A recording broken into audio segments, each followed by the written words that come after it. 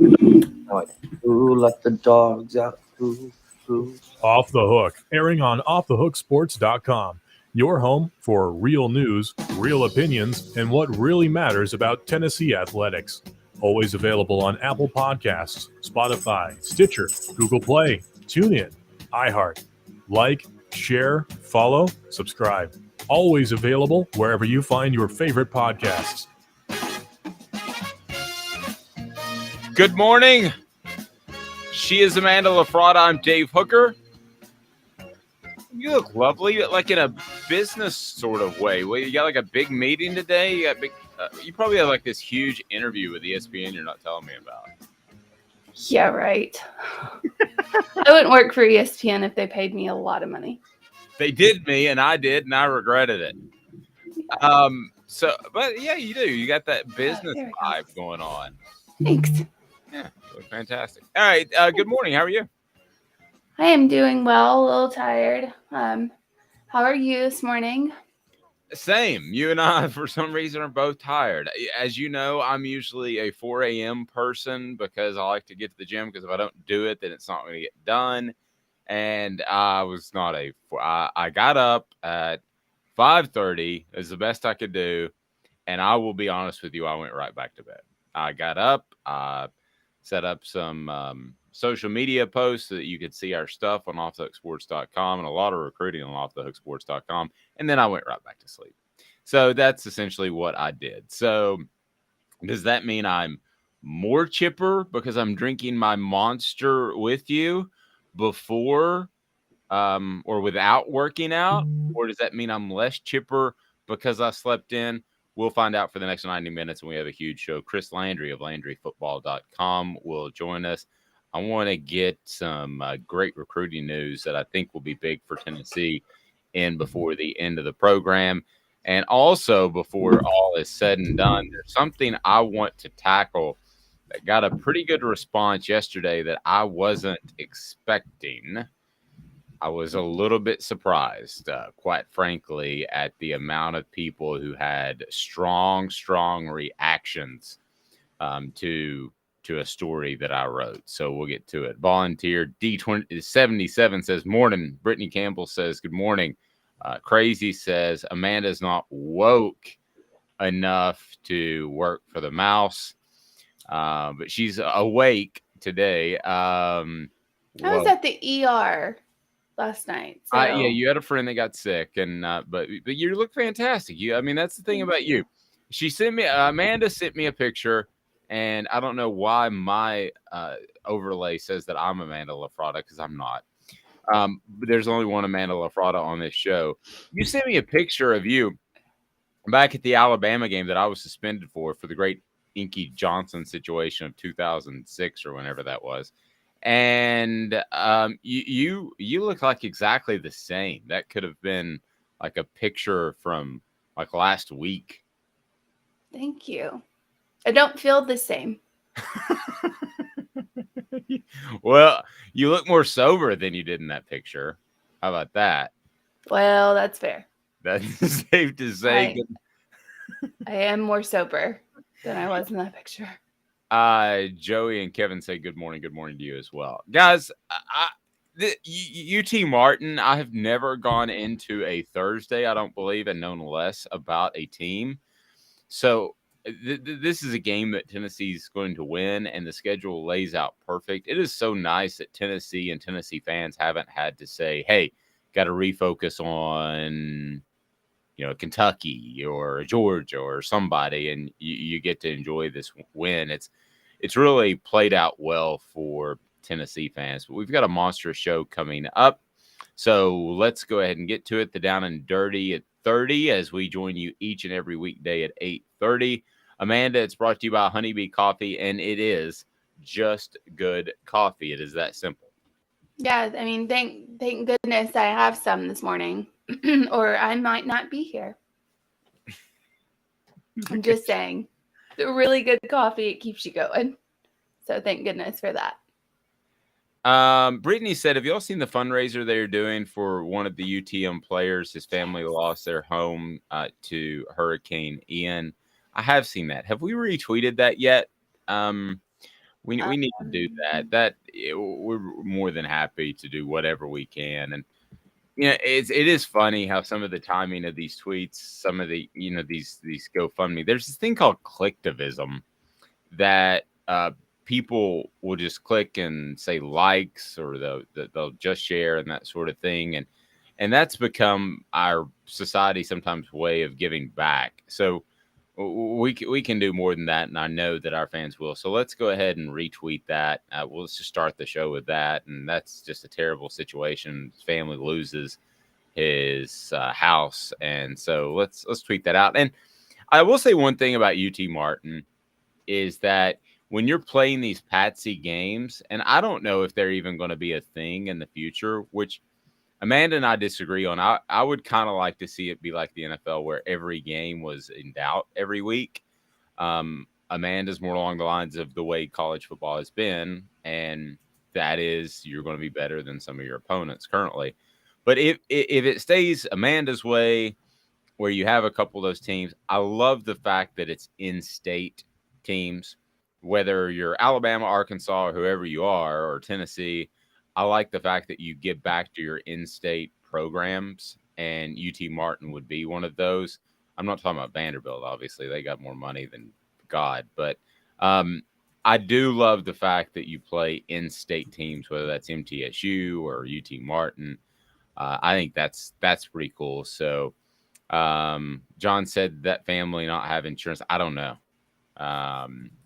But I did see an interesting thing about Hurricane Ian and I'm not going to get sidetracked on politics and this sort of thing, but a lot of the families there did not purchase flood insurance because it has gotten so incredibly expensive.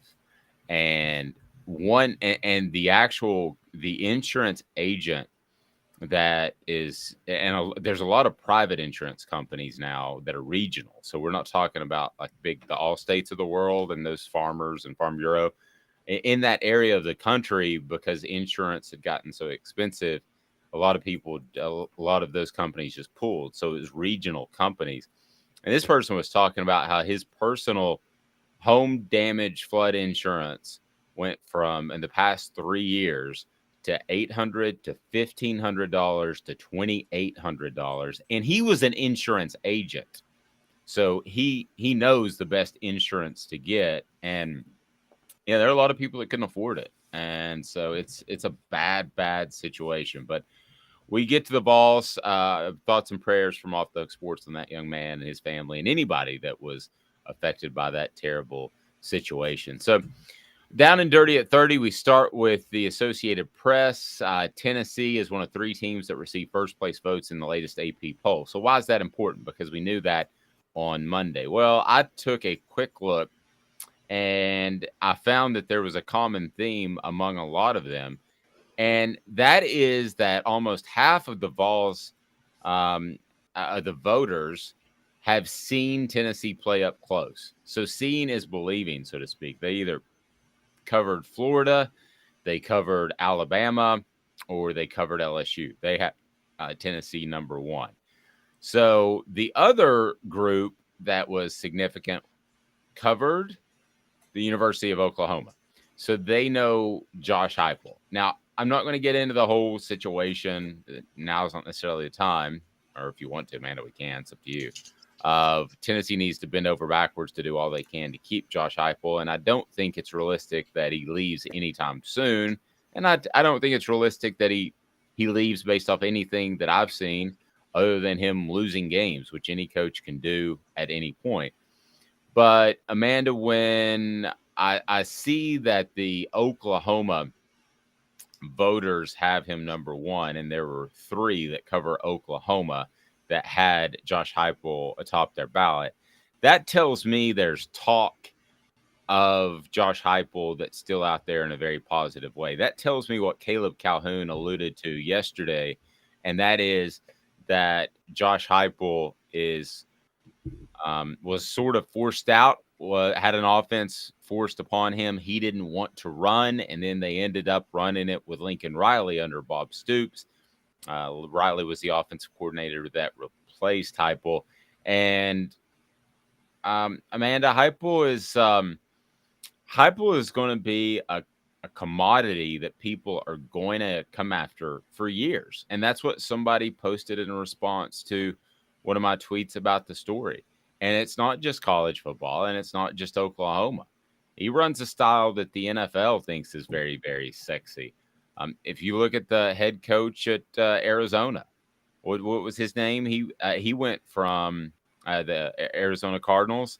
His name suddenly escapes me, but he went from in a week, if you recall, being the offensive coordinator. Well, he went from fired essentially at Texas Tech, offensive coordinator for a school for a week, and then he got the head coach for the Arizona Cardinals because they think that that was such a good fit. So yeah, there's going to be opportunity out there for Josh Heupel, and that is just going to be a fact. And that is something you should. Cliff Kingsbury is who I'm referring to. Cliff Kingsbury, yes, I know exactly. I always get him and Kyle Shanahan confused. Like they look Yes. to me a lot alike, so I get them confused. I was going to say Kyle Shanahan, but that's not correct. It's Cliff Kingsbury. So that's not. This isn't going to go away. I mean, it's going to be up to Tennessee to support him. And I know everybody loves Josh Heupel right now, but do we truly know his desires? I mean, I wouldn't share that if I were him. I would only share that with my agent and my wife. Is his desire to win a Super Bowl or to win a national championship? I don't know. I don't know either, but if I had to guess, I don't think he would want to go to the NFL just based on the way that he celebrates with players, based on the way that he talks about the atmosphere and all that stuff. And based on all of that, I don't think that he would want to necessarily go to the NFL, to be honest. I think he would want to stay in the college league. I think so too. I also think if he did, it would be much like Nick Saban, that he wouldn't like it. So Nick Saban, that was not a good fit. I don't know though. If they get Drew Brees, maybe he goes on and wins a Super Bowl for the Dolphins. But I don't think so. I think he would have always been done. I just don't think that he liked I agree. the whole like trying to coach a bunch of divas kind of thing. Totally agree. The other thing to remember too is it's not viewed as it once was. The NFL is not viewed as a better job just because it's professional. The money is about the same. The only reason the NFL coaches I talk to is perceived as a better job is two reasons now. And this is more for assistants than it is for head coaches. Is with assistants, you do get a pension. So, you know, if you're a guy who's making $250,000-$350,000 a year, you should be investing your money better, and you should be okay by the time you retire at 60 or whenever you retire. But if that's not the case, then you do have a pension to fall back on, and that's a factor with some assistant coaches. The other factor is you don't have to recruit, which I can get that because, I mean, as soon as this season ends, it's not like you even get to breathe. A head football coach that wants to be elite, he's recruiting the very next day, Amanda. Yeah, the only problem with the whole you don't have to recruit in the NFL, and you don't, but you have to make something of what you're handed by the GM. So if you're trying to, if you have certain players that you think are worth going after, but your GM disagrees, then he can screw that all up for you. At least in recruiting, you can choose the players that you're trying to recruit heavily. When you're, a coach in the NFL, I mean, you might have some kind of, input on it, but not all of it. It's up to the GM. So with that being said, you could have a dumb GM. We've seen them in the past completely screw up a coach because they don't know talent. They can't bring in the right talent, or they bring in stuff that doesn't work with the coach's, offense or defense, whatever the coach is. And then they screw up the whole season because they don't have what they need to succeed. Agreed. Like, subscribe, and share. We greatly appreciate that. And we want to hear your comments as the Down and Dirty at 30 is brought to you by Honeybee Coffee. So I want to set up today's tough question because I had no idea I was going in this direction until last night after we posted a couple of stories, shared them on social media, and got a really strong response. So let's go ahead and get to today's tough question right now and get your thoughts on what kind of surprised me a little bit. Today's tough question is now. We do our research. Have you done your research? We're working like heck. Today's tough question. What's the real debate? You sipping my soupe, Guadalupe? Exclusively on Off the Hook Sports with Dave Hooker and Amanda LaFrada. You drinking my sake, Kimosabi? Oh my God. Today's tough question is brought to you by Andy Mason, AndyMasonRealEstate.com. He's my realtor. He should be yours. Andy Mason is fantastic. He got some pretty good principles that he works on, and that is the best service, the best price. That's all you need to know. How about that? That's Andy Mason. Don't make thousands of dollars type of mistake. Go with AndyMasonRealEstate.com. All right. So, Amanda, I write a story about Lane Kiffin and the fact that it is not probable, but quite possible that it could be Tennessee Ole Miss in the SEC championship game. And I say that for two reasons. Tennessee is better than I thought. You had them beating Georgia all along, which I'm going to continue to give you credit for. Maybe a little guff for if they don't beat Georgia. But anyway, the point is, you thought Tennessee was going to be way better than advertised in the preseason. So whether or not they win that one game, you were right. And the flip side is Alabama, which I don't think either of us saw coming, is not as good and is beatable, obviously. Tennessee did so on Saturday. And I don't think Ole Miss is elite either. I'm not sure there's an elite team in college football for that matter, but Ole Miss could very well beat Alabama and make it to the SEC championship game. So what would a matchup of Lane Kiffin versus Tennessee for an SEC championship mean?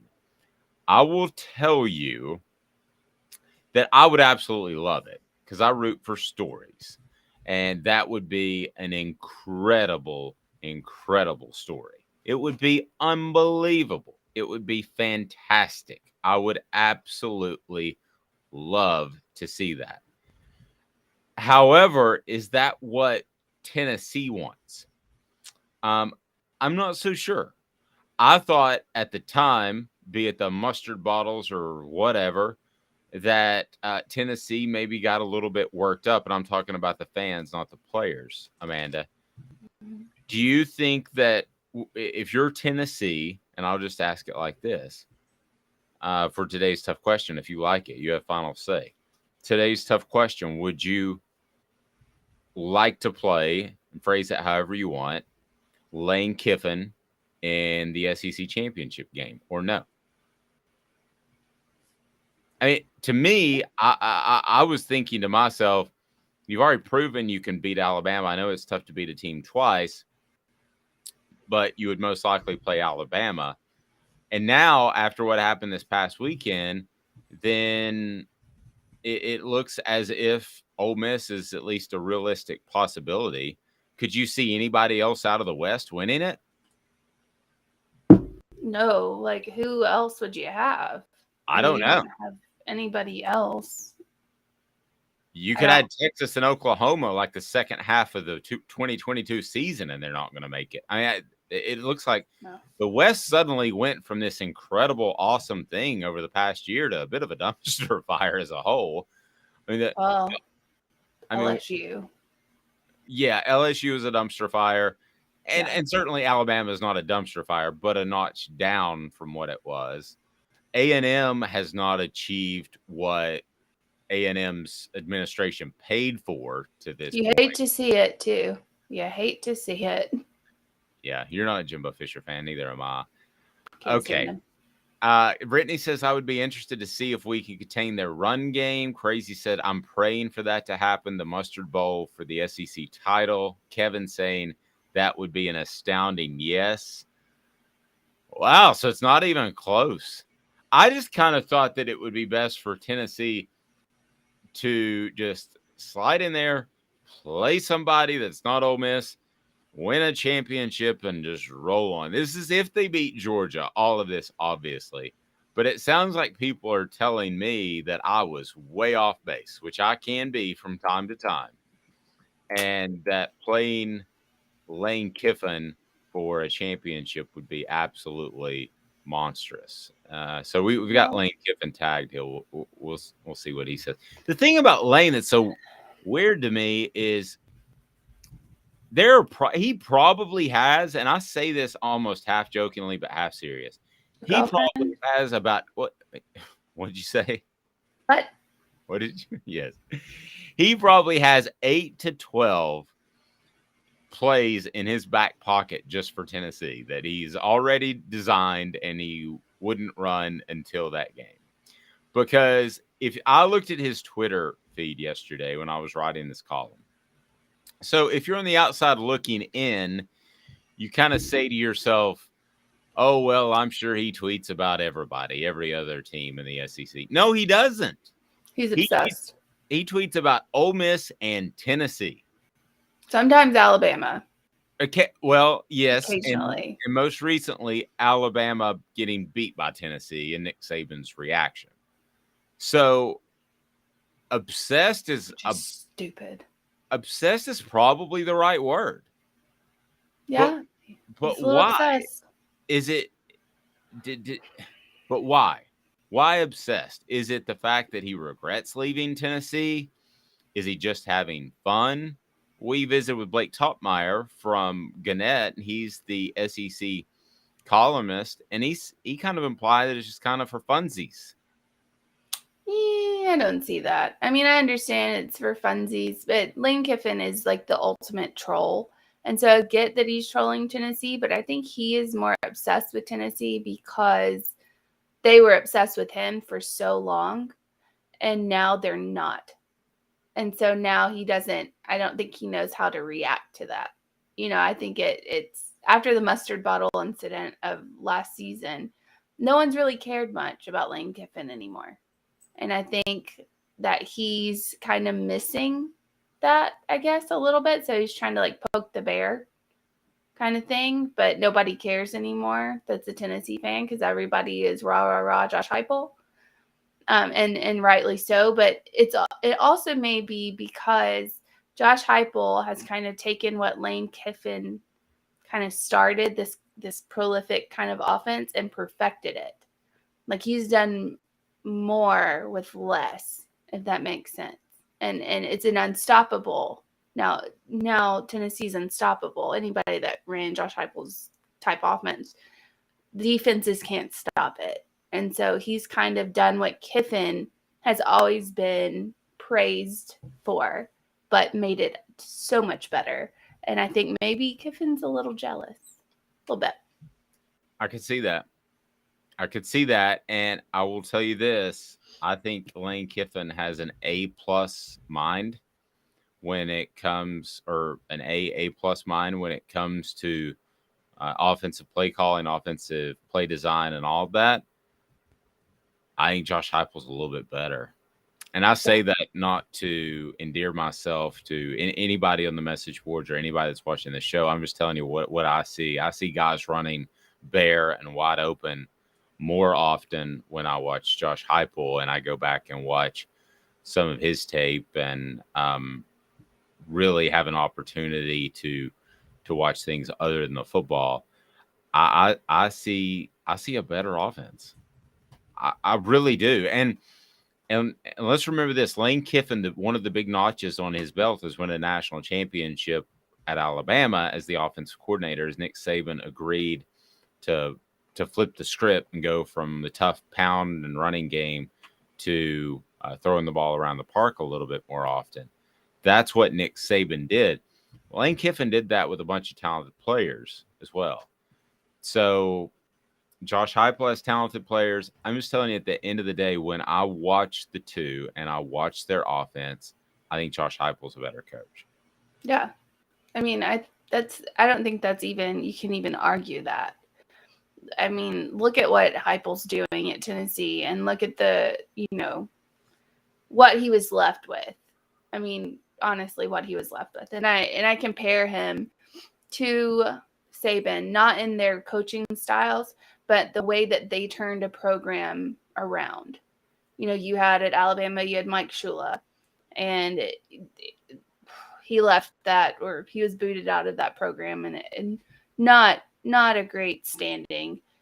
And at Tennessee, you had Jeremy Pruitt, and he was booted out of that program and not a great standing. And in 2 years, Heupel has come in and flipped it, just like Saban did in 2 years, flipped it. That takes an incredible coach. I mean, honestly, it just does. And Blake Topmeyer, who we referred to, wrote a column that I missed last week leading into the Alabama game. Had Lane Kiffin, if you remember, that was the Mount Cody where he blocked a field goal with his gut. If Tennessee wins that game, which, by the way, Lane Kiffin, love him or hate him, mismanaged at the end. They should have tried to get about 10, 15 more yards. They had time, and they ran the clock down from about 14 seconds to 2 to kick the field goal. If they win that game, does he leave Tennessee? Yes. I think so, too. He was leaving no matter what. USC came calling and he left. I'm sorry. That was his dream job. And that's where he went. And I don't blame Lane Kiffin for doing that. I wouldn't blame anybody for leaving somewhere to go to their dream job. I just wouldn't. Now, whatever. That's why you're here. Yes, that's exactly it. Well, whatever, qualms you have, and Lane Kiffin is a troll. He is on social media all the time. But whatever qualms you have about Lane Kiffin, I think most Tennessee fans have said, screw it, it's over. We're done with it. We're not wasting any more energy on it. And I think Lane Kiffin can't stand it, that he's not the center of attention anymore. So the choices, would you want to see Tennessee versus Ole Miss in the SEC championship game? Nope, no Kiffin. Not really. That'd be cool. Absolutely. Go ahead and vote now and give us your input on the message board, and we would love to hear that. Go to Nutrition World, by the way. Nutrition World, they have the best supplements, and they are very particular about what supplements they carry. So you have quality, and you have one of the best e-commerce stores in the entire United States of America when it comes to getting things shipped out, getting taken care of. Go to nutritionw.com, nutritionw.com. That's Nutrition World. And as I say, try to say each and every day, sometimes it slips, but everybody that we do business with and everybody that's on our website or that we talk about on this daily show that starts each weekday at 8:30 Eastern, we believe in or have done business with them, or if we needed their services, we would certainly reach out to them in an absolute heartbeat. And Nutrition World is where I get my supplements. So would you like to see a little Lane Kiffin rematch? I'm going to just tell you, as far as the tweeting and stuff, to say, he said recently, he said that on Tuesday maybe it was Wednesday during the SEC teleconference. He said, oh, well, I just, somebody sent that to me. I just tweeted it out. Bull. It wasn't flippant. This is a guy who was trying to get in line for Ed Orgeron's job while Ed Orgeron still had the job at LSU, and that was one of his good buddies. And I know that from a very good source. This is a guy who tried to get the Florida job before they made a change. So don't tell me for a second that he's just flippantly, oh, look what I ran across. Like I might, if I had a picture, a year from now, 6 months from now, I might send out a picture of me and Amanda at our first SEC Media Days. That is just flippantly sending out a picture just for funsies. The Tennessee pictures are not that. It's either to troll or it's either to stay relevant. There's something behind it. And I honestly have not been able to figure out exactly what it is. Back in 2 minutes, Chris Landry of Landry Football. Hang with me. Gary Viles here. I want to personally invite you to North Knoxville's newest sports bar and restaurant. It's Big Orange Phillies, located in Black Oak Center. And yes, folks, it's happening in Halls. Big Orange Phillies offers family-friendly environment with homemade meals and the best deli-style subs around. Billiards, darts, jukebox, shuffleboard, and cornhole, and a full bar. We also offer valet parking on weekends and during special events. We even have a covered back patio. It's happening at Big Orange Phillies. We want, we need, and we appreciate your business. Hi, Mike Davis here with City Heating and Air, reminding you to always dare to compare. Our team provides quality local heating and air service, installation, and maintenance across East Tennessee. We use only the best equipment like American Standard heating and air conditioning for your residential, new construction, or commercial needs. Honesty, dependability, and customer satisfaction have been the cornerstones of our business since 1961. City Heat and Air. Dare to compare. This is Al's Nest Barbecue Supply, so come on in and see all the different rubs and sauces we have, plus a complete line of Green Mountain grills. Don't be overwhelmed. We have plenty of help so you can produce the best barbecue and amaze your family and friends. Barbecue is America's food. We'll do what we can to bring you all the best products. We're Al's Nest Barbecue, where Chattanooga goes to grill.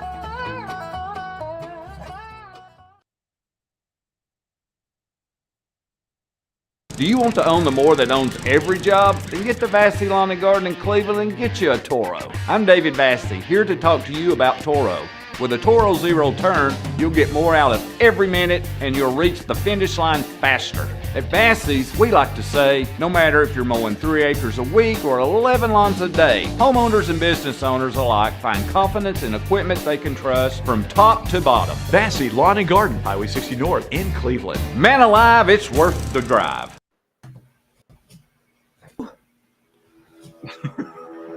What? Well, I missed the music bumper right at the moment that you grunted. So I was trying to move my chair up. The rejoin was, ooh. That was your rejoin. It wasn't this guitar-driven song.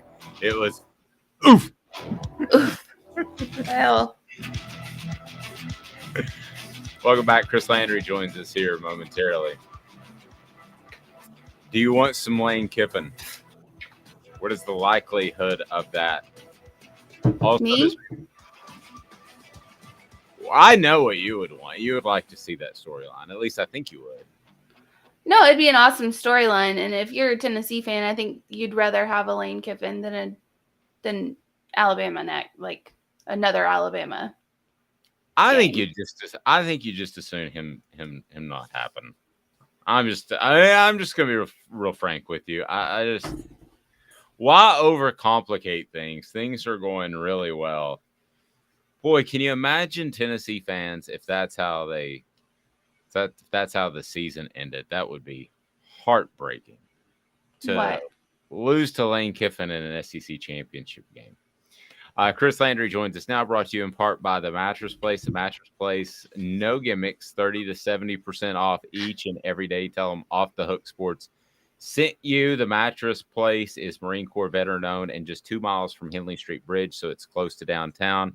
And The Mattress Place is phenomenal. Great people. Chris Landry joining us now. So, Chris, I write this column yesterday on offthehooksports.com, and it's just about be careful what you wish for playing Lane Kiffin. And I'm not saying Tennessee fans, if they were to play Lane Kiffin in the SEC championship game, and we're playing big ifs and buts, candies and nuts. But I just thought, Tennessee is cruising right along. You don't need him involved in the storyline. And boy, did I misread the fan base. Everybody wants another shot at Lane Kiffin. They want. Yeah, no, that's true. They probably they've had their shot at Alabama. It's funny because I'm sure the Alabama fans want a shot at Tennessee again. Or who knows? Yeah, that's. Look, I mean, they got fans that hold a grudge. They got fans that really hold a grudge, and they're Tennessee fans. They really on a different level. Look, I get it. Look, here's the thing about it. It's and I'm not going to tell fans how to look at it because that's not my place. I'm not a fan. But I just say this, that for Tennessee, we've talked about it. Things have fallen right for them, and they've got a really good team. Just take care of your business. Just get there. I mean, wanting someone in the SEC championship game where you got a lot of work to do before you even get there is exactly what usually happens when you get brought down to earth. So that's not. It doesn't really matter what the fans think. Hope that doesn't permeate through the team, and I don't think it is. Just take care of business. Don't get sloppy this week because you're going to win the game either way. You just want to get things on the right track, because I can tell you this: Kentucky's going to look at this the same way that Tennessee looked at Alabama. So you got to take care of that. Then you got a Georgia team that's going to be a big challenge, and then it's going to be very difficult if they've got to beat. I don't think they're if they got to beat Alabama again, that's going to be very difficult. And if they've got to play Ole Miss, that's not going to be easy. It gets more difficult because the challenges, there's more pressure. Tennessee, I know they were pressure to finally get the monkey off their back last week, but now it's a different pressure. Tennessee is, they're playoffs. It's almost like, they've got the title this year. How many are they going to win in the next 5, Chris? It's just really off the charts. It's like, my experience is just take it as it is. And of course, that's more of a coaching thing and not a fan thing. But that's often why fans just get, totally out of whack. Well, I don't understand it. Why? Because you don't handle success, and a lot of teams don't. So now this is a different role for this Tennessee program that's been in a long time, where they're going to be a favorite here, against Kentucky. And then, there are going to be a lot of people that think they're good enough to beat Georgia and on the road, and some that don't. But there's going to be a lot of pressure to don't ruin what's been a great season and all the breaks and all the good things that you've done.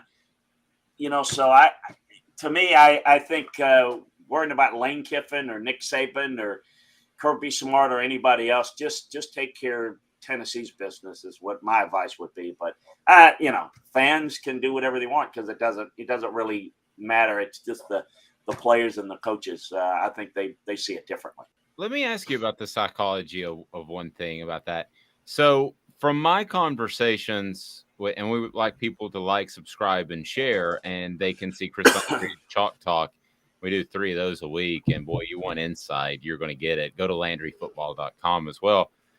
But Chris, I don't think from my conversations with Cooper Mays and Jacob Warren that there is going to be a psychological drop because they have had success and there is more pressure on them. That's just the feel I get from talking to them. I think this is a very well-grounded team, even after the Florida win, even after the Alabama win. However, I do believe there's something they can't control, and that is they're not going to sneak up on anybody anymore. That those days are over, and now that they've got some number 1 votes, whoever it is, UT Martin, South Carolina, they realize that this could be their Super Bowl. Right. And I wonder, is that a real psychological factor for opponents? Have you been either a part of those teams that wanted to knock off a big dog, or have you been the big dog that had the target on its back? Been both. And here's the thing. It's not that they're going to take people lightly, and they're certainly not going to say we're going to take people lightly. It's how you prepare. It's weeks like this where, you've won, it's big, and, it's not as big a game. It's a letdown. It won't affect whether they win this game or not, but you can start to ingrain bad habits. We're human beings. I could sleep in a little bit more today. It's not as big a day. And then you do it again and again. All of a sudden it's a pattern. All of a sudden now you're in a game against Kentucky and it's in middle of the 3rd quarter and they got a 7-point lead on you. And then, how do you handle that? You got pressure that's a little bit different than before because you're supposed to win. And, all of that, this factors in, and you don't know how you're going to respond to that until you're in it. No one just sits there and says, yeah, look, it's experience that you got to go through. You got to kind of go through the fire a little bit to kind of deal with the heat. And I fully expect them, because they've got a lot of veteran leadership on the team. This is a really good team, and I think some of the key components that they have in place, they can have a lot of success the rest of the way. But it's not about taking people lightly. It's about how do you respond in your preparation that's going to lead to it. And you got to remember that people are going to, when you have success, it's human nature to stay the course. What we've done is worked, and it's sometimes when you teach guys, it happens all the time. When you make mistakes and you win, there's just not the motivation to change, because we got the result. We got the prize at the end of the game.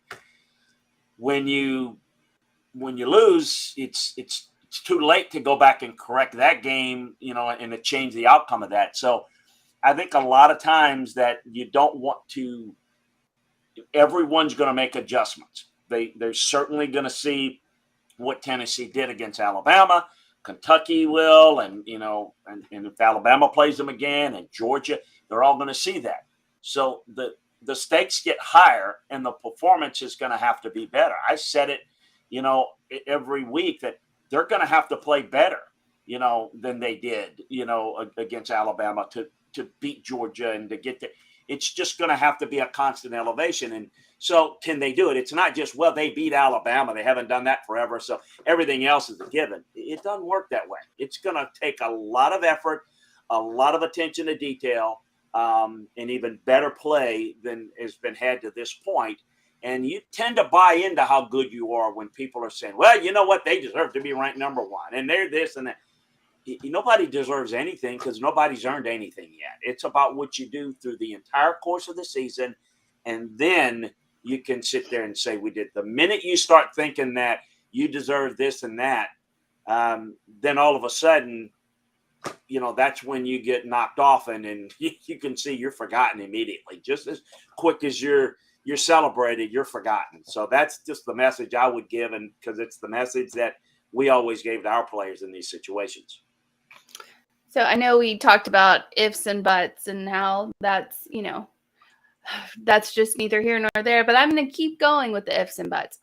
So our today's tough question was, who would you rather see if Tennessee goes to the SEC championship, Ole Miss or Alabama?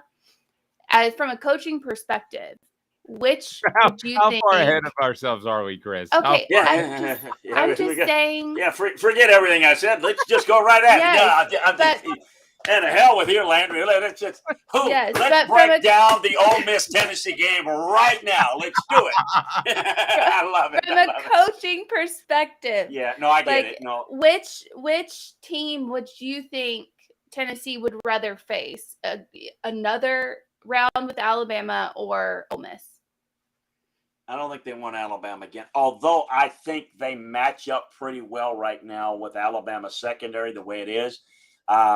I think Ole Miss, I think the difficulty is Ole Miss's tempo kind of in their running game is a challenge, and I think that would present its own set of challenges. I don't think they want Alabama again. Here's the thing about it is they played a really good game against Alabama, and it wasn't flawless. They can play better. Tennessee, I'm talking about. But if you play Alabama again on a neutral site, and we're going to have to see Alabama the rest of the way. Are they going to commit 17 penalties and they're going to make the same mistake? I mean, if they do, bring on that Alabama team again. But, it's not like, I thought Alabama played maybe their worst game of the year, even more so than A&M in Texas, in terms of the mistakes were even more repeated, and yet they had a chance to win it.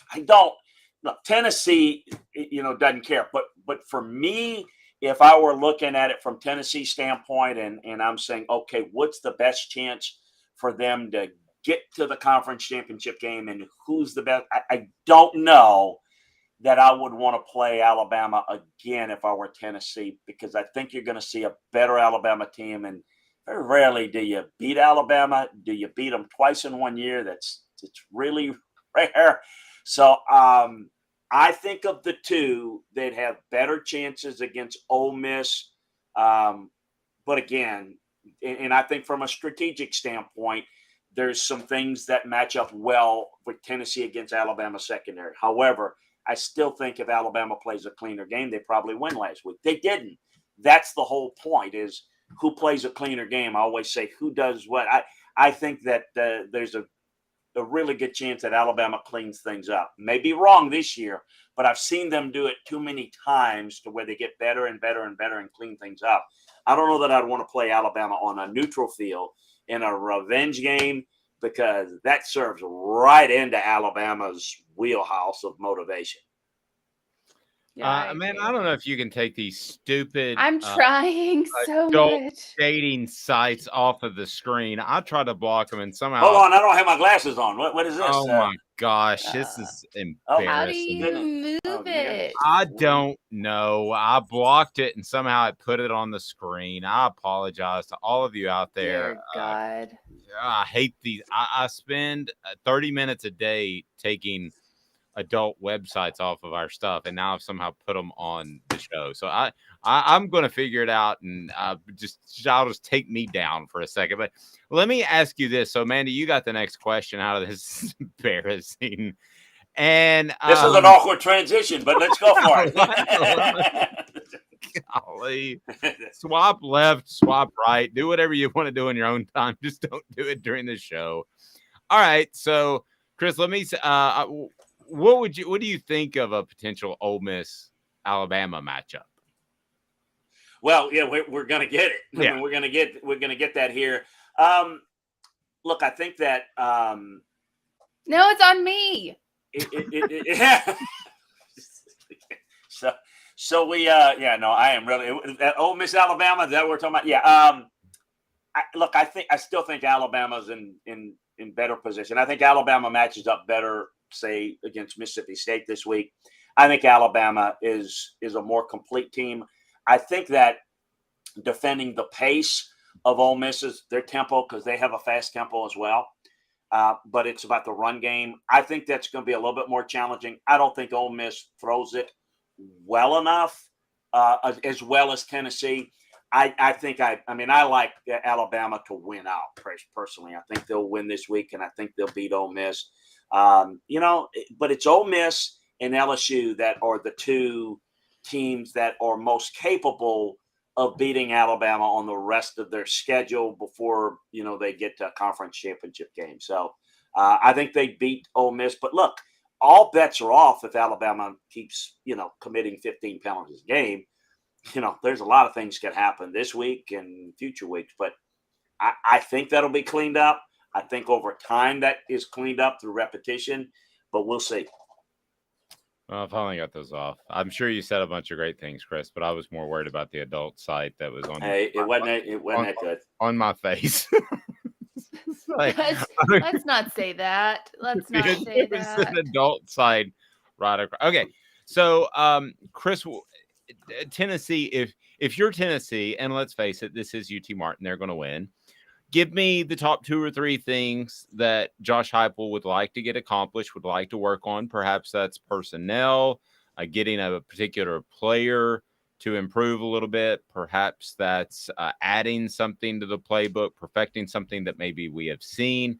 What are 2 or 3 things, if you're Josh Heupel, you would like to accomplish other than beating Tennessee Martin, which they're going to do? It's already happening. It's what you need to do in practice. Okay, getting the focus back, getting back to reality, that's a general thing. Okay, how do you do that? There are a couple of things that you do.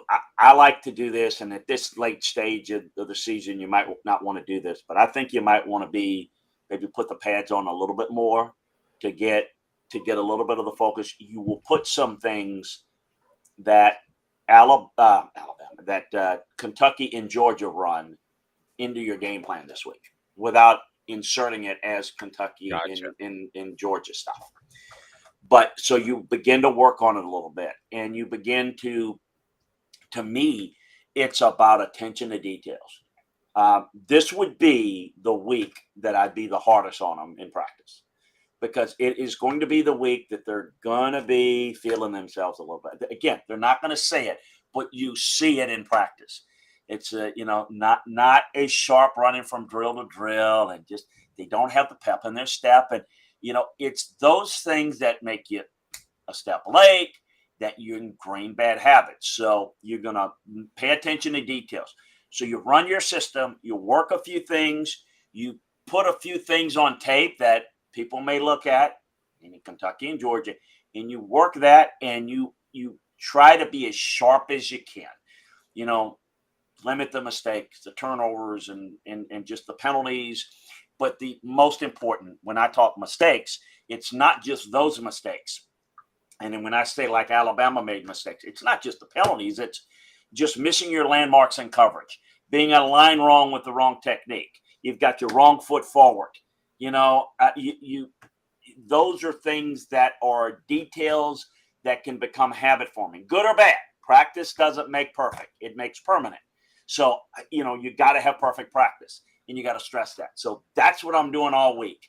And that's going to lead to whatever the score is going to be this week.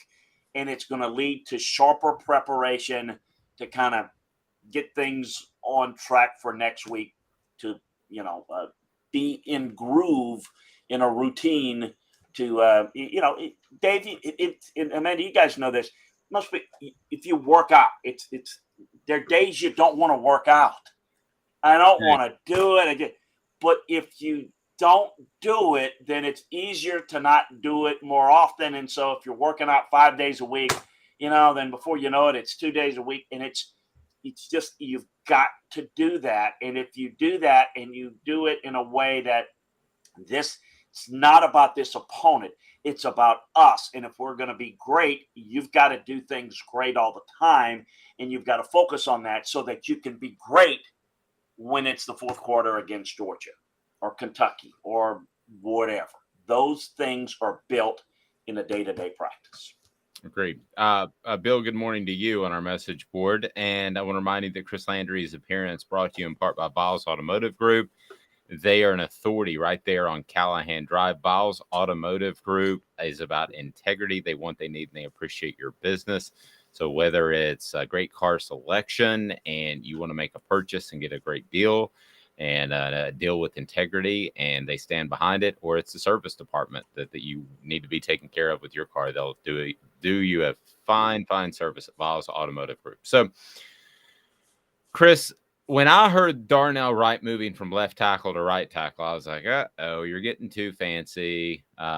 It kind of reminded me of the Dave Clawson flip-flopping offensive lines a little bit. I know it's not the same thing, but I thought, why move him when he's a proven commodity at left tackle to right tackle? Well, as is oftentimes the case, I was proven dead wrong. That has worked out extremely well. Why has it worked out so well? And why do you think they did that in the first place, move Darnell Wright from left tackle to right tackle? Because he's winning awards and hearing from Cole Kubelik and all this. He's winning awards I've never heard of. Well, and we talked about it during the summer, or right. Sometimes in August when they were deciding it, and I discussed why they were doing it at that point. They're trying to get, because they don't play the tight end very often in an online position, they need what I would call left tackle feet on both sides of the line of scrimmage. They need to be able to protect edge rushers. And these were the two most athletic guys. And the reason for the move is just that. These were the two most experienced, technique sound, athletic tackles that they have. And so they wanted to get them on the field.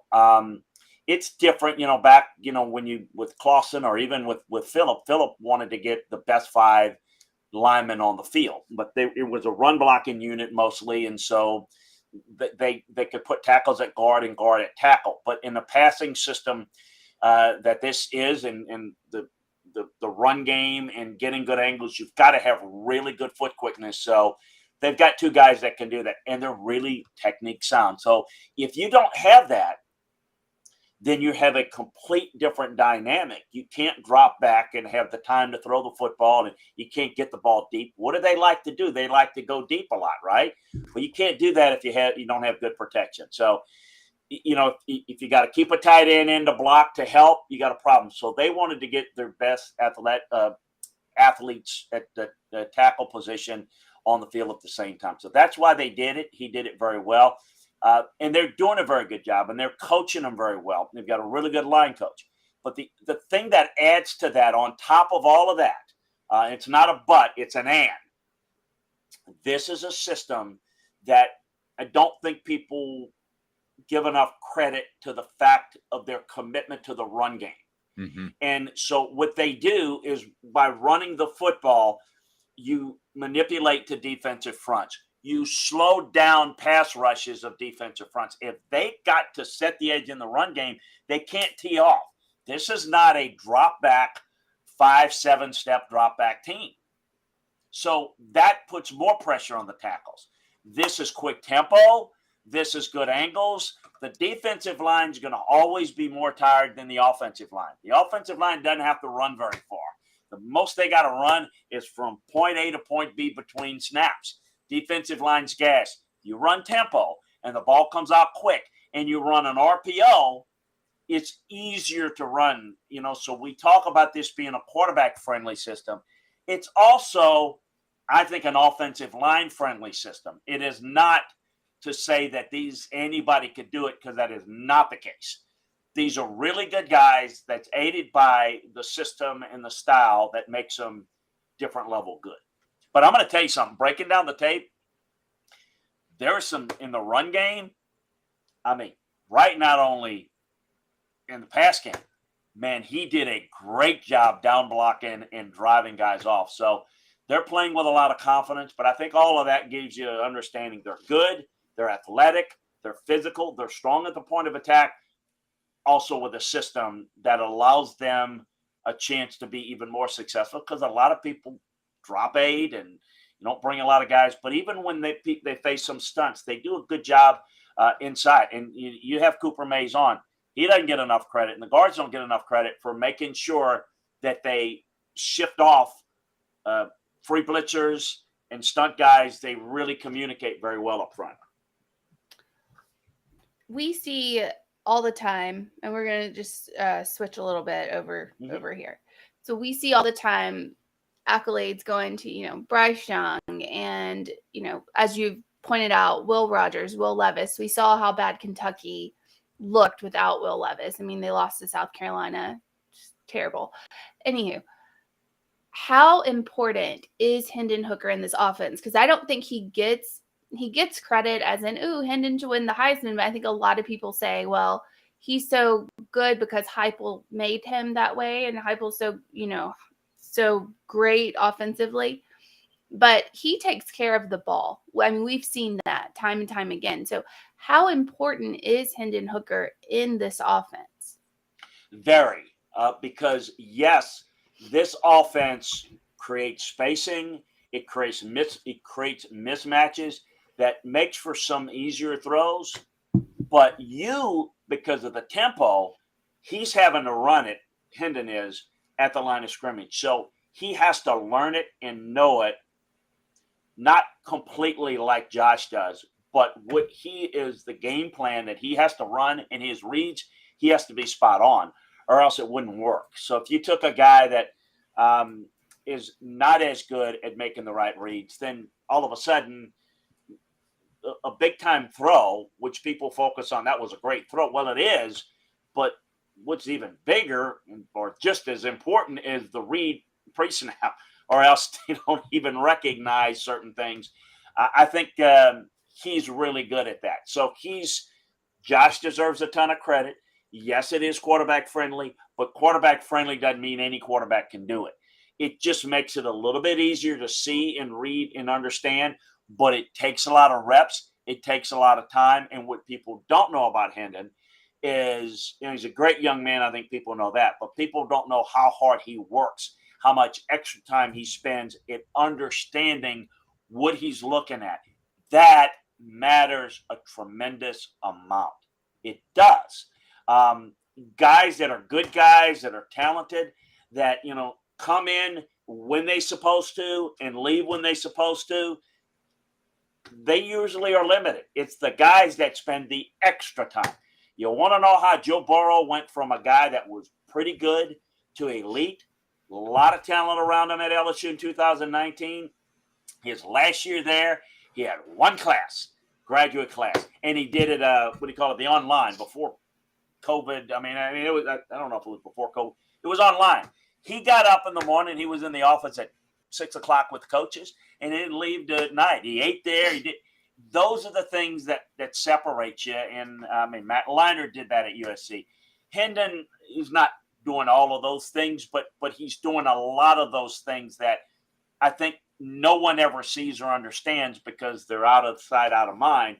But it's those little things that makes him special, and it's why he protects the football, because he knows where to go with it, and more importantly, he knows where to not go with it. Right. And somebody said, so Hooker is a film room junkie. That's good. That's why we have Chris on. Chris talks to a lot of different coaches and has insight that I think sometimes is even more insightful than he realizes at times. So yes, he is a film room junkie. That's exactly what Chris was saying. As far as his deep ball in particular, and I the reason I love you, Chris, is you won't go the John Chavis route. John Chavis used to always say, I don't make comparisons. But as far as Hendon Hooker's deep ball, does it remind you of anybody? It is just a beautiful arcing ball that, man, ranks right up there in terms of, he doesn't throw every ball great, but that ball in particular, does that remind you of anybody? Who are some of the best deep ball throwers you remember? Well, I'm going to tell you right now, and he's not having a good year at all in the NFL, but Russell Wilson is a good deep ball thrower, and it's part of the problem that they're having right now is they're not getting enough of that, but that's, I don't want to. He's really good. There've been some, to me, the best deep ball throwers are the ones that understand timing and that understands arc. I mean, dropping it in. Hendon has a great sense for that. He's better at that than the crossing routes, and because sometimes even on the back shoulder fade, it's a little bit off, and on the slant route, it's on the hip instead of in front at times. He missed a couple throws, last week, but the deep ball, particularly on the 9 route. Okay. So that's just something that just suits his eye. So the deep ball in the post, it's okay. But on the 9 route, Explain the 9, I'm sorry, the go route, just the straight go route. So they run those wide splits and they just run a streak right down. And so it's a drop the ball, 3 yards inside the numbers, and the receiver, which has got speed, is going to beat the guy. Let the receiver get under it, but give him enough arc to work under it, because if it's too flat, well, then it bypasses him. You've got to give him a chance. He does that very well. Well, the reason he does it, he likes that route. He works that route, and he knows that it's a pretty safe route. So, again, this is one, you beat the guy deep, you throw it, look at him. It's when he misses, it's long. It's rarely short. If it's short, it can be defended or intercepted. If it's long, it's an incompletion. You try again. So he works that a little bit more than any, and it kind of suits his skill set because he's got a good arm, but he understands how to get good arc on it. But he's not as good getting as much arc on some of the intermediate routes, which is going to be an issue next level that he's going to have to work on. But that's what makes him good on that 9 route. We'll call, there's a route tree. Sure. And I apologize for that. So when we talk about it, that's the 9 route, the 7's the post, but the streak route. Thank you for asking me to clarify, because sometimes I just forget that stuff. No worries. Chris, you got stuff cooking at LandryFootball.com, and your contributions covering the SEC are fantastic on our YouTube channel. So people need to like, subscribe, and share. You'll get insight you're just not going to get anywhere else. Kevin said, let me just throw this at you. Yeah. Kevin said, Hendon reminds me of Warren Moon, who I will still say, I don't know that I see that as much. I think Warren Moon was one of the best passers of my generation when I was a fan of football, and in that little 10-year period, just ultra uber fan, watched 12 hours a day. I thought Warren Moon is an incredible passer. You see any? Yeah, I had Warren and Houston. No, I don't see the comparison. Hendon's more athletic. Hendon's better on that deep ball route, but Warren was much better at getting the ball out on time and much more accurate with a variety of routes underneath. Warren was phenomenal at the University of Washington, unfortunately as a passer, and took him to the Rose Bowl and just great teams. Unfortunately, he had to go into the Canadian Football League to kind of prove himself as a quarterback that's worthy of playing in the NFL. It's what happened in those times, unfortunately, and he was fantastic. I thought that he developed even better in the CFL because of the speed of the game and, the 3 downs and the wide open. And when he came into the NFL, got to remember, Hugh Campbell was hired.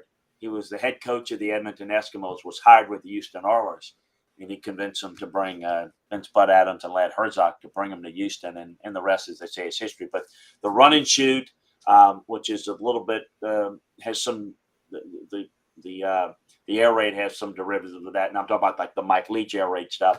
I think Warren was a lot better at some of the intermediate routes. Hendon was better on that 9 route. He put even more arc on it. So yeah, I don't see the comparison there between the two. Quite frankly, I think Hendon's a little bit unique in that regard, and Hendon's a little more athletic. Warren couldn't move. I mean, he's a pure drop back guy. I mean, he could move, but Yeah, he was a pure drop back guy. Hendon, this is a zone read system, and it's a completely different offense. So a lot different there. great stuff, Chris. If you decide that you want to, if you decide you need any of the links for the adult dating sites that were on there, I can go back and look them up and send them to you. If you decide you're out there, playing the field again. So that's quite all right. Appreciate you looking after me, but we're good. We're good. You never know. Thanks a bunch. And Thank you, Chris. Amanda, keep him in line as best you can. I don't know what to say. I'll leave him in your hands here. God bless everybody. Orange Blood. Thank you, Chris. Orange Blood saying, you made it when the sex bots bomb your chat, and they did. I love it. And for some reason, I accidentally put them on our main screen, right across my face. So, but we got past that, and we're glad. And that was a little embarrassing, and I did blush a little bit. But I've moved on. I've regained myself, and I want to remind you that Zool Beer Company is the official craft beer of Off the Hook Sports. XUL Beer Company, that's xulbeer.com, and it is fantastic. Great place downtown where you've got parking, believe it or not, and you've got worldwide award-winning craft beer. It is unbelievable. You give me 2 minutes, I'm going to give you this day in Tennessee sports history and more. Your chance to win stuffs right after this Off the Hook Sports. Folks, Gary Viles here, Viles Automotive on Callahan Drive. I've been selling cars here in East Tennessee for 27 years. In that time, I've come to realize it's not about the car. It's about you, the customer. So I'm here to take care of you just like family. Good credit, bad credit, you name it, we can get you taken care of. If we don't have it, we can find it for you. We go across the country to get any vehicle that you want. And here at Viles Automotive, we don't believe in fake numbers. We just give you great deals. And as always, we want, we need, and we appreciate your business. Do you want to own the more that owns every job? Then get to Vassy Lawn and Garden in Cleveland and get you a Toro. I'm David Vassy, here to talk to you about Toro. With a Toro Zero Turn, you'll get more out of every minute and you'll reach the finish line faster. At Vassy's, we like to say, no matter if you're mowing 3 acres a week or 11 lawns a day, homeowners and business owners alike find confidence in equipment they can trust from top to bottom. Vassy Lawn and Garden, Highway 60 North in Cleveland. Man alive, it's worth the drive. This is Steve Rain. I own the Midnight Oil and Michelin Tire Direct service station here in Ottawa. It's not a fancy place, never has been, but it's a clean place with clean restrooms and good folks who work here. We sell gas and fix cars, nothing glamorous, but we love what we do, and we're going to keep doing it for a long time to come. There's not many real service stations left, and that's a shame. We're the guys just like the guys back in your hometown. We'll fix your tire, change your oil, and put a new set of Michelins on your car. If you want a Twinkie, you'll just have to keep on going. Thanks for the business.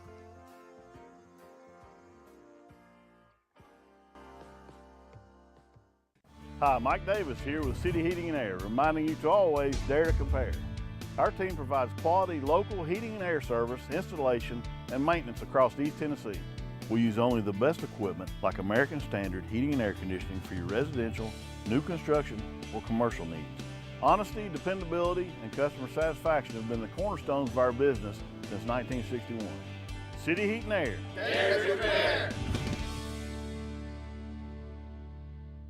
Today in sports history, putting things in perspective, exclusively on Off the Hook Sports with Dave Hooker. You're so old. When you were a kid, rainbows were black and white. And Amanda LaFrada. New Kids on the Block just called. They wanted you as a backup dancer.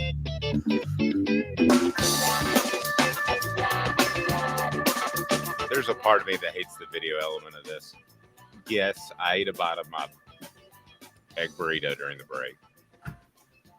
Could you tell? Because I was trying to lean sideways and not look like I just put a big mouthful of burrito in my mouth. Well, you didn't lean sideways very well. Yeah. Oh. I've tried.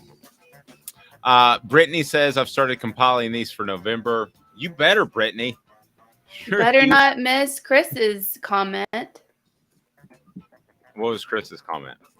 Dave, if Tennessee beats Georgia, will you take a dive in the Tennessee River in a checkerboard Speedo? I bet he would be happy to. I'll tell you what I'll do. Oh, God. No, I'm not going to wear a Speedo because I have lost a lot of weight. But let's just say there could be some firmness there that is not there. Whoa. Whoa. Stomach. No. Stomach. No. That sounds terrible. Yeah. Did you just revisit what you said? No. Yeah. So Yep. older. I'm older. Some loose skin. So good gracious, this show's off the rails. I'll tell you what I'll do. I will do this. If Tennessee beats Georgia, I will jump in the Tennessee River with one of those god awful checkerboard Bibs. No, just a bib only. No, the overalls. They're called the bibs. overalls. I've never heard them called bibs. They're called bibs. Yes. Okay. If everybody on here likes, subscribes, and shares right now, then I'm going to take your word for it. I will do that. If Tennessee beats Georgia, I will go down to Calhoun's. I will wear the big orange checkerboard overalls that I've never heard them called bibs in my 48 years on this planet, but Amanda's smarter than me, so if she says so, I will do that.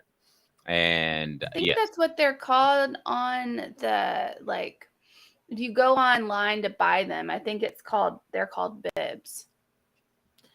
Bibs with a I mean I might as well throw a swim cap on. I mean, at that point, I'm totally embarrassing myself anyway. Why aren't you? Yeah, what do you have to do? What is your side of the bet? I don't have to do anything because I said from the beginning that Tennessee would beat Georgia. So I don't have to do anything. You're the one that said they wouldn't. I didn't say they wouldn't. I just say I'm not at that point. I'm a week by week picker, and I'm the first to tell you that I'm absolutely horrible at picking games. I think come up with something on the message board. Amanda has to do something if she's wrong. No, you have to do something. Right. Wait, I have to do something if I'm wrong and Georgia beats Tennessee? No, if you're wrong, yes. If Georgia beats Tennessee, you have to jump in the Tennessee River with the overalls. Are you in? I don't. No, I'm not in. I'm in. Are you not in? No, why would I celebrate Georgia's victory? That doesn't make any sense. It's not a celebration. It's just a fun thing to do if this happens. No, I'm not jumping in the Tennessee River. I am not insane. Please. Everybody get on the message board now and beg Amanda to do this. I'm willing to do it. I'm willing to don I'm serious, and there will be video of it, and I will wear a big orange Speedo, and I will absolutely put on the overalls if Tennessee beats Georgia, and I will jump in the Tennessee River. I will not jump in the Tennessee River. The reason why is because I freeze. Like, I'm freezing in 70-degree weather. I'm not jumping in the river. I will have on hand something. I will have blankets and everything, and we'll work it out with Calhoun's where you can get right in there, right inside. No. Come on. I will do something else. If you want me to do, I mean, I don't know what else I could do, but I will do something else that doesn't require freezing my rear end off. TK81. Come on, Amanda. So y'all are Mountain Red. She'll get eaten by one of those carps. They'll ignore Dave. That's probably true. There's no greater cause than sports, Chris says. Peer pressure works. Come on, before the end of this program. Let's agree to this. Do you see Amanda, what Don said? You made the pick. You're way ahead of the game. I know. Why should I get punished if it doesn't come off? Is the 6th most polluted river in America. Pat McAfee might have cancer now. I studied environmental geology at UT. That is true. There's a sewage plant right down upstream that dumps stuff. Okay, so can we say Norris Lake? In all seriousness, Norris Lake, because that's where I was born and raised, and that's clean water. So that's it. All right, so we're good. So Amanda will wear she will wear the orange overalls if Georgia wins and jump into Norris Lake after the game, and if Tennessee wins, then I'll do it. How about that? Are you in? Fine. Yes. If I die or if I get pneumonia, it is on you. I have really long hair. We'll take care of you. I got the perfect spot to do it. I got a couple of friends who have those floating houseboat thingies. Yeah. Chris says best show ever. Thank you, Chris. Let's get to this day in sports history. This day in sports history, I again want to thank Brittany for putting these together. These have been so fun. So, and honestly, I struggled like way back into the summer finding these. So Brittany was able to do it, and she did this. There's this thing called a spreadsheet that she was able to do. Even Brittany invented a spreadsheet. I'd never heard of that before. In 1990, Tennessee performed the first Vol walk prior to the Alabama game. 3 weeks prior, Coach Johnny Majors and the Vols found themselves in the middle of the Tiger Walk before playing Auburn and decided to adopt the event for Tennessee. I did not know that at all. Wow, Brittany. That's high heat right there. Alabama defeated Tennessee 9-6. I remember one of my earliest football memories, I guess I would have been 16 at the time, and wondering why everybody was acting goofy as the day went on. It's probably because of alcohol was involved. And my parents apparently couldn't find a sitter because I was the only kid there. And I guess I was like 15. And I was the only one that wanted to actually watch the game. And so I watched the game and paid attention to it. And I do remember that 9-6 Alabama win. Tennessee, if I remember correctly, was lining up for, guys, help me with this. Tell me if I'm wrong, but Tennessee was lining up for a game-winning field goal that was about 34 yards. This had every bit, Amanda, because you're younger than me, the feel of the kick six game, because Tennessee's lining up for about a 34-yard game-winning field goal, and it's 6-6. And it was not only blocked, but it was bobbled, and like two people couldn't scoop it up, and it went like 40 yards the other direction. So in one play, it went from one team. If I'm remembering this correct, guys, correct me if I'm wrong, but Tennessee went from kicking about a 34-yard field goal for the win in one play to Alabama had enough time to kick a 34-yard field goal for a win in one play. It went that far. People were trying to scoop it. And if anybody would have just fallen on it, it would have been a tie because those were the years of ties. That's so weird. Game, aren't I? I don't. It was every bit as weird as that kick six game. Like every bit as the ending was every bit as bizarre. And you're like, did that just happen? And I remember the party was over. You know what I do want to say though? Is that about you're jumping Norris Lake? no, I shouldn't be jumping in Norris Lake because Tennessee should beat Georgia. However, what I do want to say is there have been years where it seems like teams just have like basically luck and they win just based on chance. Auburn 2013. I don't know how many times they just had something fall into their lap. I do want to say this is not that for Tennessee. Tennessee's not getting lucky on things. It's not any of that. It's just it seems like Tennessee is doing this and getting stuff done because they are talented, because they're coached well, because of all of this. It's not like Auburn where sorry, I know it's Auburn, but you remember in 2013 where there was a pass, to a Georgia defender was going to intercept it and it bounced off of him and Auburn caught it randomly and ran it in for a touchdown to win the game. And then the kick six in 2013, all that crap. Like, this is not that team. So No, I just wanted to say that because people are like, oh, they're getting lucky. They're not getting lucky. They're winning.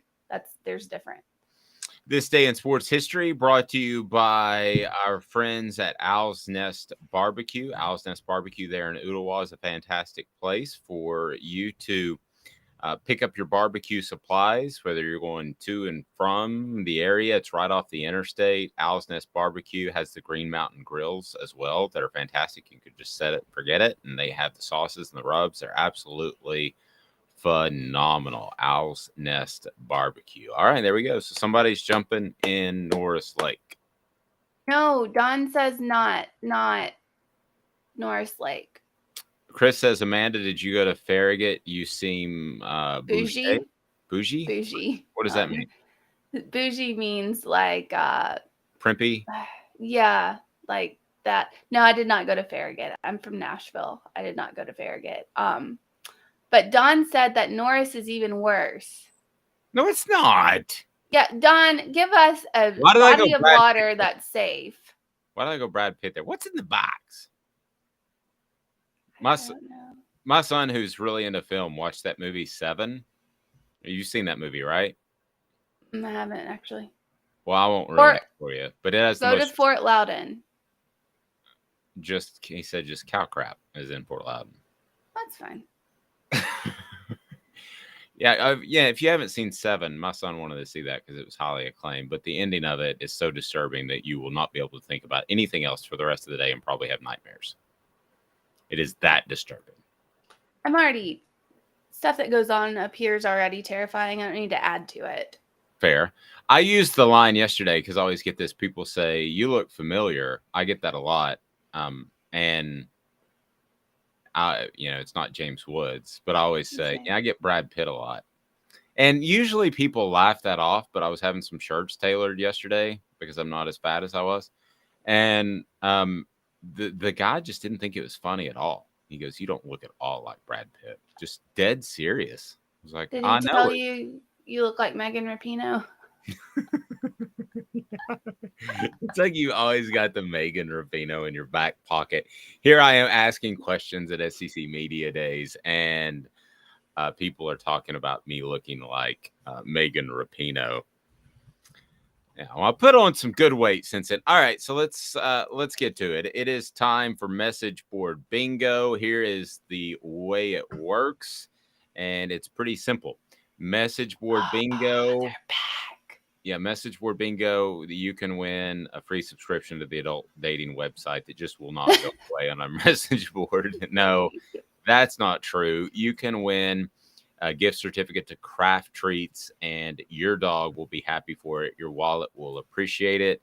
And I'll tell you about Craft Treats. It's the chill pills that are the bomb. The chill pills are absolutely phenomenal. Available at Craft Treats. Don't forget, you save 20% at checkout with the exclusive code Off the Hook. That's Off the Hook. And man, Craft Treats and the chill pills are great for your pet's digestive issues, arthritis issues, or whatever the case may be, and also anxiety issues, which we see a lot of. So it is time For Message Board Bingo, it is the game show that's sweeping the planet, at least the region. All right. If this team beats Bama Saturday, Ole Miss wins the West, not 100%. Choose who we cheer for wisely, boys. And bye, Brittany. If this team beats Bama Saturday. It just says, that's the title. If this team beats Bama Saturday, Ole Miss wins the West, not 100%, obviously, but choose who we cheer for wisely, boys. Okay, so John says Mississippi State. John's right. It is Mississippi State. All right, John, you're our winner. So here is my email. And I'm going to hook you up with a gift certificate to Craft Treats. And you need to pick up the chill pills, make your pet and wallet happy. So there's my email. All right. Well, let's get another one in here. It is Message Board Bingo. Which school had this post on their message board?